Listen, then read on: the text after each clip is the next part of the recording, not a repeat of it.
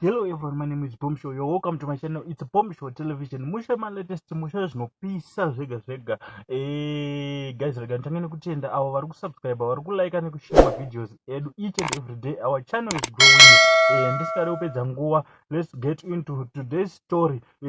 Ndisingakanganwe vandai advertisera zvekuti vanopa chikafu kuma construction companies, parties vari kupa kutenda. Guys, kana une business rako futi raukuda kuti riitwe mudziginyira wekuita sei wekuti advertiswe panapa, number ndichaisa mu description of this video. Mungogara maita sei matibata muwana nawo nema customers enyu. So tisikanyanyopedza nguva, let's get into today's story, the latest one of today. Solo kwani?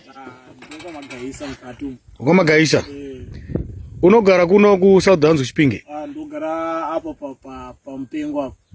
Pa Mpengo kuri Mozambique. Ku Mozambique. Turikuona uine mututu wako uyu. Chi unenge uchiteko na shamwari yangu? Ndingo basa. Unenge uchinyatsoite iwe? Atinoti tingopilota nevanhu.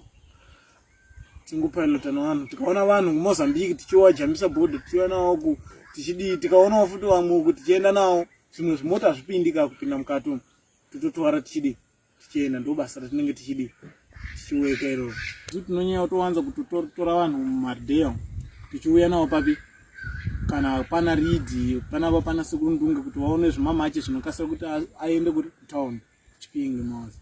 Totwara futi tichibva mumadheya mo tichienda kupi Dakata uko kuri pana Chipunga Bhera kupi kwese pamunenge muchida kuti tiende tinodi tinoenda pana mutangwa kwese tunosvika uko hakuna kwatisingasviki maona. As long takoroko tinongoda kuti tisaonawo mapurisa anozotitorera mabhaiki. Basa redu riri kutifambira because tiri kuita zvinhu zvimwe zvatanga tisingafungiri. Because isusu titori nezvinhu tatane mabhaiki matatu pamusoro pebhaiki iyoyi. Totoakisa imba zvese pamba zvandodya zvandoda because hapana munhu anonditi chichi because mari inenge ndichishanda neyangu. Pazuva tokwanisa kushanda kana 100 user pazuva.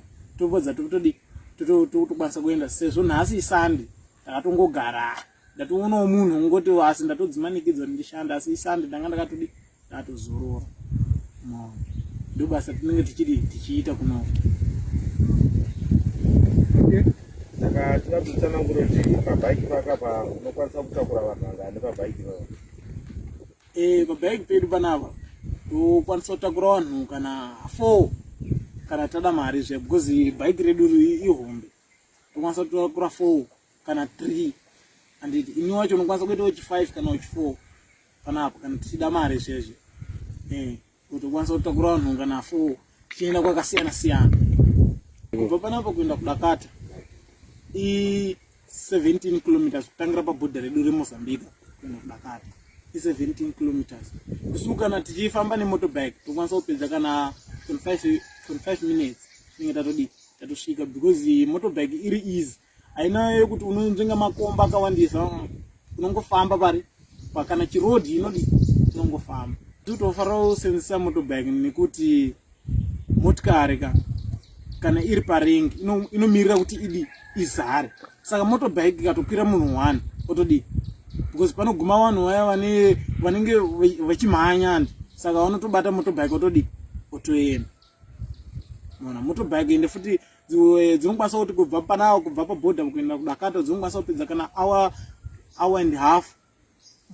Isu beti tinenge tachaya kana 30 minutes 25 minutes. Saka munhu unoprefer chiri fast kusvika kwada kuenda. Kubva panapa kuenda Chipunga Bhera pakareba zvekuma 100 kilometers. Tokwanisa kuchajawo kana munhu atosvika wakachishira tokwanisa kuti nzako 50 user totoenda.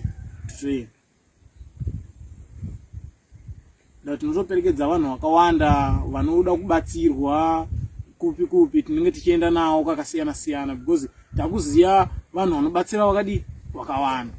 Unongotsvaga kuti iwo chako chete chichemo chako ukataura ndinobatsirwa zvakati tobhira kuti pana kule anoita zvakati kana pana mbuya anoita zvakati tokubatsira kuti titoenda neweiko motobatsirwa zvinhu zvako zvinoita chitoita. Matsotsi vanosangana nawo because mumarodhi umu pane vamwe vanokwanisa kuisa matanda murodhi nousiku uya handi saka isusu tinenge tatozvingwarira because isusu tokwanisa kuti padheni tokwanisa kuenda kuvata padheni kuma-12 dzeusiku temuka kana kuma-1 kana kuma-2 maona zvilungu panyaya yebasa redu